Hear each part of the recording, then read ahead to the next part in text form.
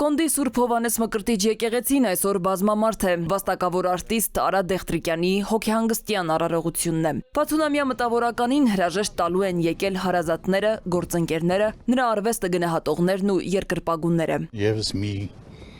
գույն պակասեց մեր քաղաքից, մեր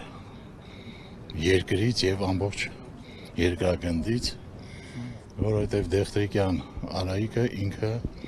մեծ արտիստ է։ Մշակութասեր հանրության եւ գործընկերների հիշողության մեջ դերասանը հաղորդավարն ու ասմունքողը կմնա որպես իր գործի նվիրյալ, ժպիտ եւ կենսուրախություն պարգևող, բարեկիրթ եւ պարկեշտ ստեղծագործող։ Հենց այսպիսին է նրան հիշում նաեւ դերասան Հարություն Մովսիսյանը։ Ես ծանոթացա նրա հետ 2 տարի, 3 տարի առաջ, ես իսկականից հիացել էի որպես մարդ, նրա հետ հանդիպել, նրա հետ խոսել, զրուցել, հումորով, երկերասություն լսող, հայրենիքը սիրող, ընտանիքը սիրող, թատրոնը սիրող, թատրոնը ուշքը գնում էր թատրոնի համար եւ իհարկե կինո արվեստը, որտեղ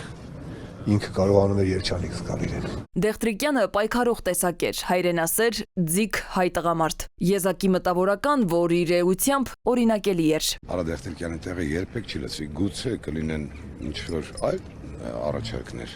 տարբերակներ, բայց